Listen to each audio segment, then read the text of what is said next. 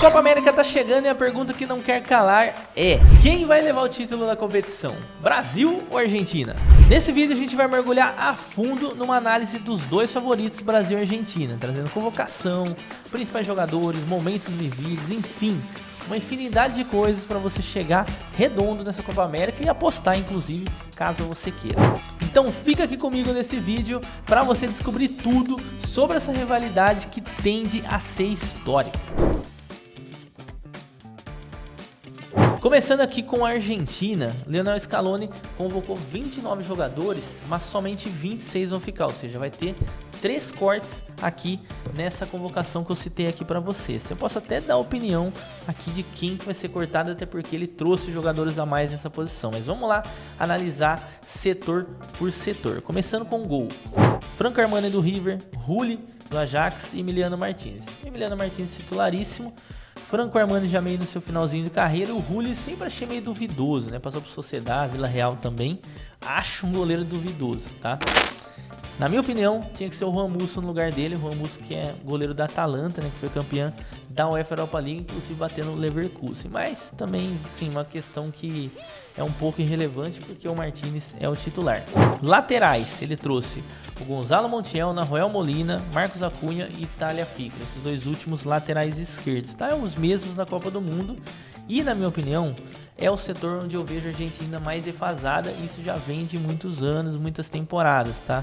Eu acho que os 4, assim, se for pensar em seleção argentina, não tem nível para isso. Mas são os melhores, de fato, da posição. Não tem muito o que questionar nessa questão. De fato, a geração de laterais é um pouco complicada. Mas falando em geração, aí sim eu tenho que me contradizer aqui, que o Valentim Barco também foi convocado. Para quem não sabe, aquele ruivinho que tá no Boca Juniors, jogou muito, pisou em cima da bola aqui no Brasil e tal. Teve aquela foto bem bonitinha. Agora tá no Brighton.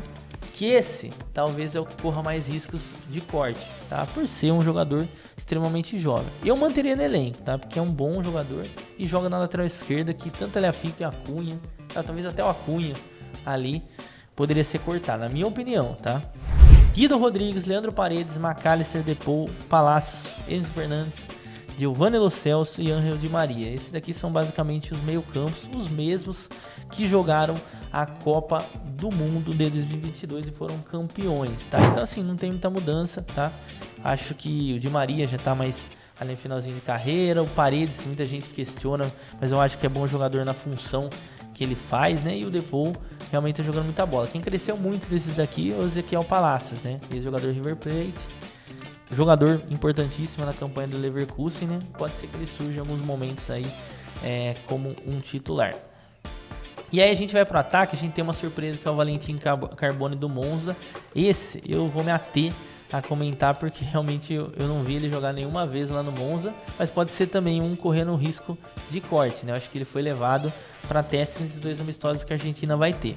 E lá na frente, Lionel Messi, Correia, Alejandro Garnacho tá vivendo um momento maravilhoso, tá? Tem que ficar. Nico Gonzalez, né, da Fiorentina, que teve uma temporada meio complicada, muito por conta das lesões.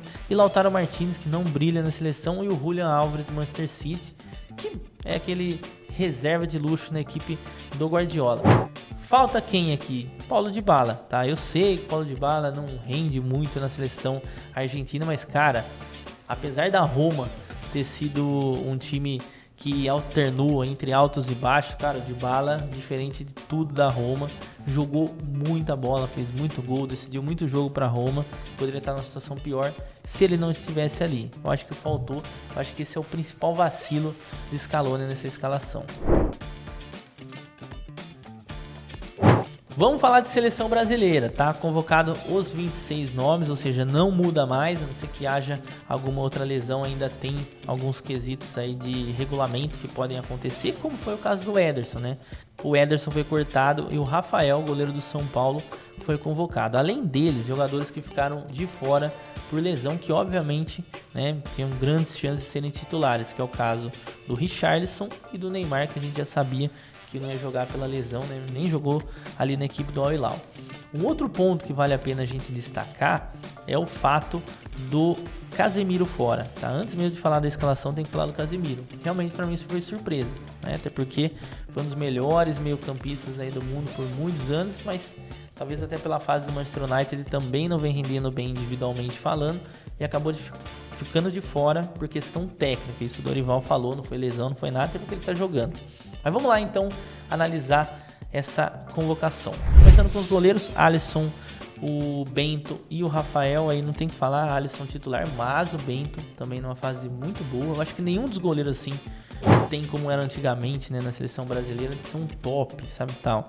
Mas eu acho que todos eles ali mantêm uma regularidade, com exceção do Rafael. Para mim, ali foi muito nepotismo da parte do Dorival. Mas se o momento dele é bom, nem vai jogar, então tá tudo certo.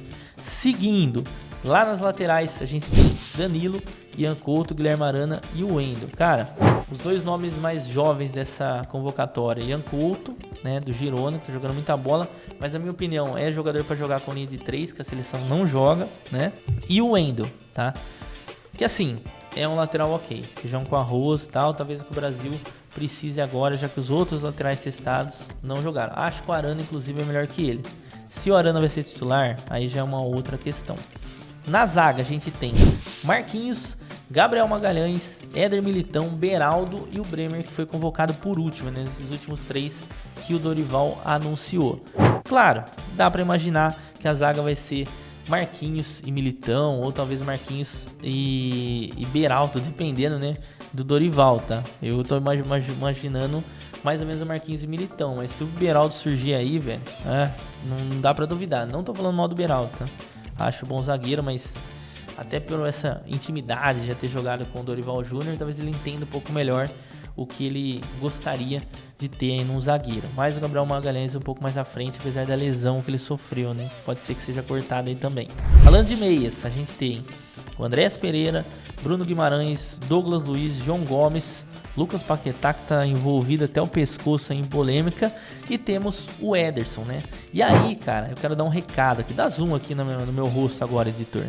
O cara que critica o Ederson na seleção, ele não viu nenhum jogo da Atalanta nessa temporada, porque não tem como criticar um cara que vem tão bem como é o Ederson. Não à toa, meus amigos, o Liverpool que é o Ederson, tá? Você acha que o Liverpool quer qualquer jogador? Não quer, né?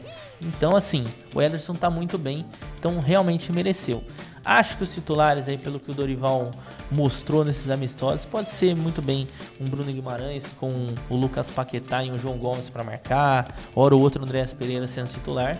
O Ederson um pouco abaixo nessa prateleira, até porque nunca tinha sido convocado, mas pode ser um jogador importante aí para alguns jogos. Falando de ataque, temos Rafinha, Rodrigo, Vini Júnior, Savinho, Endrick, Evanilson e Martinelli. Evanilson, cara, eu sei que muita gente vai, quem que é o Evanilson, tudo mais na fila do pão, mas ele tava jogando muita bola também no Porto. Eu acho que é o mesmo caso do Ederson, um jogador desconhecido para nós brasileiros. Claro, o torcedor fluminense lembra muito bem dele, mas fica um pouco mais escondido ali na Europa, tudo mais. Pouca gente vê aqui o campeonato português, mas é um jogador que pode desempenhar muito bem, principalmente como um camisa 9, que é uma dificuldade que a gente já tem há muito tempo. O Richard estava até fazendo um golzinho e tal, mas na seleção brasileira tem hora que ele vai mal, tem hora que ele vai bem. Lembrando que o Richarlison tá fora por lesão. E além deles, né, o PP foi convocado, outro jogador do Porto. E aí, assim, o PP é um jogador que ele pode fazer várias funções, tá? Então, acho que o Dorival pensou muito nisso quando o convocou. Ele pode jogar de lateral direito, pode jogar de meia direita, pode jogar até de ponta direita, né? Por exemplo, na posição que o Rafinha joga. Então, assim, é um jogador coringa. Agora, pra gente fechar esse tópico, na minha opinião, a seleção argentina hoje, atualmente, tem um elenco melhor que a seleção brasileira. Então, pra mim, ponto pra Argentina nesse quesito. Principais jogadores da seleção argentina nesse momento. Primeiro, Messi, né, que mesmo na MLS e tudo mais, campeonato fraco, 10 jogos, 10 gols e 9 assistências. Então, ou seja, 19 participações de gol direta em 10 partidas. Não tem o que falar, e inclusive o Messi ainda continua jogando muito bem. Acho que ali a saída para a MLS realmente foi uma escolha para dar uma relaxada e focar um pouquinho nas competições de seleção argentina e para terminar a carreira também. Realmente está focando na família ali. Segundo, Di Maria, que é muito questionado hoje no Benfica. Já vi muita gente falando, putz, Di Maria já não tem mais nível europeu e tudo mais, 36 anos. Mas a seleção sempre foi decisiva, tá? Então não tem o que falar, para mim é o segundo melhor jogador. Poderia colocar o Lautaro Martínez aqui nessa lista? Poderia. Isso se ele fizesse gol pela seleção argentina, né? Poderia colocar o Enzo Fernandes? Poderia também, tá? É outro jogador que poderia entrar nessa lista, mas como eu tenho que escolher 3, eu prefiro colocar o Di Maria aqui nessa lista, que ele pode ser muito decisivo aí na Copa América. E por fim, o Emiliano Martínez, porque ele é muito importante, né? Um campeonato de mata-mata, né? Que pode ir para pênalti e tudo mais. Vai ter pênalti decisivo em algum momento. E aí, cara, ele pode brilhar como ele brilhou na Copa do Mundo 2022, sendo um dos jogadores bem importantes aí pro título da seleção argentina. Falando dos 3 da seleção brasileira, acho que o nosso melhor tá de fora por lesão, que é o Richard. Brincadeira, o Neymar. Ainda acho que o Neymar seria o principal. Então assim, a gente não tem a nossa referência técnica, na minha opinião, porque tá fora por lesão. Dependente do momento, o Neymar ainda é muito melhor, né, do que os outros jogadores da seleção brasileira. Mas falando aqui dos 3, agora sim, que foram convocados, é Vini Júnior, tá, que tá voando, tá muito bem. Não acho que assim, é um baita craque. E assim, precisa se provar pela seleção brasileira. Tomara que seja na Copa América. Eu sinto ele um pouco nervoso, um pouco sem confiança de ousar um pouco mais a seleção brasileira. Ele traz aquela bola pro meio, que a gente sabe, no Real Madrid ele botava no ângulo, ele não chuta. Então precisa chutar, Vini Júnior. Mas tá jogando muita bola. Segundo, Rodrygo, né? Eu falo Rodrygo porque tem muita gente que vai criticar aqui nos vídeos, mas é Rodrigo. Eu sei que é Rodrigo, mas eu gosto de falar Rodrygo, tá? Esse é peça-chave lá no Real Madrid junto com o Vini Júnior e é um jogador muito dinâmico, né? Pode jogar como camisa 10, pode jogar pelo lado direito, pode jogar pelo lado esquerdo e até mesmo de um falso 9, tá? Então ele dá várias opções para o Dorival Júnior montar essa possível escalação. E aí, o terceiro é o Bruno Guimarães, que vem da melhor temporada em participações de gol da sua carreira, é mesmo. Fui buscar todas as estatísticas dele lá do começo do Audax até aqui e, cara, 17 participações em gols pelo Newcastle, somando todas as competições nesse ano, tá? Sendo, inclusive, 10 delas assistência e 7 gols. Então, assim, é um jogador que pode dar aquele tempero a mais, digamos assim, no nosso meio campo. Agora, colocando esses dois quesitos, colocando frente a frente os 3 principais da Argentina e os 3 principais do Brasil, eu ainda fico com a Argentina. Por quê? Porque tem Lionel Messi e aí fica muito difícil da gente competir. Então, mais um ponto para a Argentina nesse quesito. Vamos falar de momento da Argentina, cara, pô, tranquilo, né? Sem pressão, Copa do Mundo sendo vencida e tudo mais. 12 jogos pós-Copa do Mundo, sendo apenas uma derrota, somente para a seleção uruguaia. Então, assim, vive um momento maravilhoso, vive um momento sem pressão, vai chegar tranquilo nessa Copa América que vai ser disputada em Estados Unidos e Canadá. Já do lado do Brasil, tá? O time melhorou com o Dorival Júnior, melhorou, mas teve aquela fase nebulosa do início que a gente nem vai falar em número aqui, que senão vai ficar muito chato, tá? E aí, as duas equipes ainda jogam, tá? A Argentina pega o Equador, Guatemala, Equador pedreirinha, Guatemala fraco, e o Brasil pega o México e Estados Unidos, que na minha opinião são 2 pedreiras. Mas o mais interessante, talvez aqui que vale a pena mencionar, dessa chegada do Dorival Júnior foi ter enfrentado a Inglaterra e Espanha.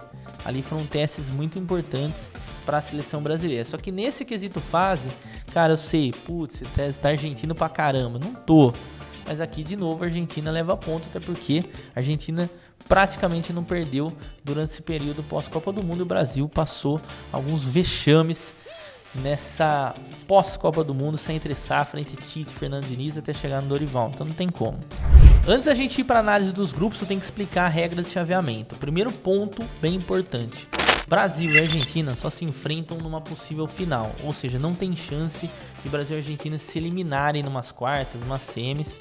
Lembrando que a Copa América começa já nas quartas de final pelo número reduzido de equipes. Classificam nos grupos os 2 primeiros, tá? Então, qual que é a regra de chaveamento? Quartas de final, vai para quartas de final, enfrenta o primeiro do grupo A, enfrenta o segundo do grupo B, o primeiro do grupo B enfrenta o segundo do grupo A. E aqui é onde está inserido a seleção argentina, tá? Então, na primeira fase, a Argentina vai enfrentar os times do grupo B. E quem são os times do grupo B, Gabi? Vamos lá. Equador, Jamaica, México e Venezuela. Nesse ponto, vale a pena a gente citar. Eu acho que os adversários mais difíceis são o Equador e México, que provavelmente pode ser que a Argentina enfrente um deles. Depende muito da posição que cada um vai ficar, como eu citei anteriormente. E depois, lá no semifinal, quem que a Argentina enfrenta? Pode enfrentar, né, um adversário do próprio grupo, caso ele sobreviva, ou até mesmo um adversário do grupo B, de Equador, Jamaica, México e Venezuela, que sobreviverem às quartas de final. Então, os confrontos da Argentina são esses. Qual é o grupo da seleção argentina, tá? Inicialmente, Canadá, Chile e Peru. Desses três, tá? Eu acho que todos eles têm um tom ali de dificuldade. O Chile, apesar de estar com uma geração aí que está tentando se reconstruir, né? Porque aquela geração do Arturo Vidal já foi embora, né? Mas ainda é sempre um time muito perigoso, se tratando aqui de futebol sul-americano. A seleção peruana, tá? Perdeu também, já passou uma geração ali do Cueva, do Guerreiro, do próprio Farfán, mas também é um time que não tem medo de cara feia, né? Gosta de joga um pouco mais à frente, né? Ataca um pouco mais. E por fim o Canadá, né? Que talvez, assim, em qualidade técnica ali, juntamente com a seleção peruana, seja o que é um pouco mais duvidoso, mas tem alguns bons nomes, como o próprio Afonso Davies, o Tajon Buchanan, que foi para o Bayern de Munique, e ainda praticamente não jogou por conta de lesão, mas é bom jogador, tá? Então, assim, tem alguns jogadores interessantes ali nessa seleção, tá? O grupo da Argentina não é tão bobo quanto parece. Passando agora para a seleção brasileira, o chaveamento, como que vai funcionar? O Brasil tá no grupo D, tá? E quem o Brasil pode enfrentar nas quartas de final? Os adversários do grupo C, obviamente. Aí depende muito de que posição que cada equipe passar nos seus grupos. Quem está no grupo C, tá? Bolívia, Panamá, Uruguai, Estados Unidos. Destes, obviamente, o adversário que o Brasil não quer enfrentar é o Uruguai, assim como o Uruguai também não vai querer enfrentar o Brasil. E aí depois sobra, né, o outro possível favorito, Estados Unidos. É melhor enfrentar os Estados Unidos nas quartas de final do que propriamente o Uruguai. Sobre o grupo da seleção brasileira, Colômbia, Costa Rica e Paraguai, na minha opinião, o time que pode dar trabalho de fato é a Colômbia, tá? Me surpreenderia muito se o Brasil perdesse pontos para Costa Rica e Paraguai. Cara, o Paraguai é um caso à parte.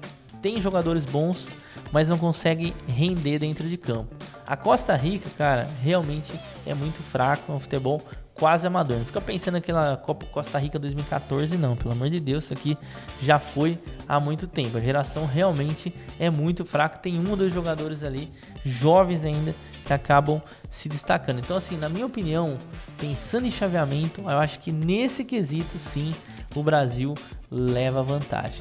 Vamos dar uma olhada para ver o que o mercado de apostas esportivas fala sobre a Copa América. Ó, lembrando, caso você não saiba nada sobre apostas esportivas, já se inscreve aqui no nosso canal, tá? Ativa o sininho que a gente faz muito vídeo relacionado a isso por aqui, além, claro, desse vídeo que é falando um pouco mais sobre o futebol. E se você quiser criar sua conta na Betfair, que eu recomendo que você faça fortemente para apostar na Copa América, link aí na descrição e também no comentário fixado, beleza? Tem um bônus bem especial aí para você. Vamos lá então, começando com o mercado de vencedor, que basicamente você vai selecionar quem vence a competição. Quem é o favorito, tá? É a Argentina, com uma odd de 2,75, tá? Então, uma odd até interessante para a Argentina vencer a Copa América. E aí, segundo colocado é nosso Brasilzão, com uma odd de 3,25. Ou seja, de tudo que a gente falou aqui, tudo que a gente analisou, realmente a Argentina chega como a favorita. Assim como o Uruguai, que vale a pena uma menção, é o terceiro favorito aqui nesse quesito. Um outro mercado que eu queria mostrar para vocês, que é um mercado que pode ser interessante também, é sobre os finalistas. É um mercado que chama Nomeie os Finalistas, que basicamente você vai falar para o mercado, ó, quem vai chegar na final desse torneio. Se chegou na final da forma que você imaginou, na forma que você colocou aqui, você já ganhou essa aposta. Lembrando, tá, pessoal, que como eu citei, Argentina e Brasil só se enfrentam nessa Copa América em uma possível final, ou seja, eles não se enfrentam em quartas e semi. Então, o mercado que eu recomendo para vocês é o mercado de Argentina e Brasil serem os finalistas, que inclusive ia ser muito bacana, tanto para a rivalidade, como também para o Brasil, caso o Brasil seja campeão. E é um mercado que eu vou fazer uma aposta agora, tá? Juntamente aqui com vocês, uma odd de 3,50, tá? Vamos aqui então, eu vou colocar R$100, tá? Para a final da Copa América ser entre Brasil e Argentina, tá? Deixa eu só puxar aqui, não tá aparecendo aqui para mim. Boa. Coloquei os meus R$100, clico aqui em fazer a aposta e tá feita então a minha aposta para Argentina e Brasil serem os finalistas da competição. Você acredita? Comenta aqui embaixo. Na moral, análise à parte, apesar dos pesares, a minha torcida particular vai ser obviamente pro Brasilzão. Eu quero ver o Brasil vingar 2021, já que a gente perdeu aquela final para eles dentro de casa, agora lá nos Estados Unidos e Canadá. E galera, para quem tá assistindo esse vídeo, não esquece e não deixa de se inscrever no canal e claro, dá uma olhada nos outros vídeos que vão aparecer aí na tela para você, relacionados à Copa América e também a Eurocopa, que tem muita análise. Fechou? Tamo junto!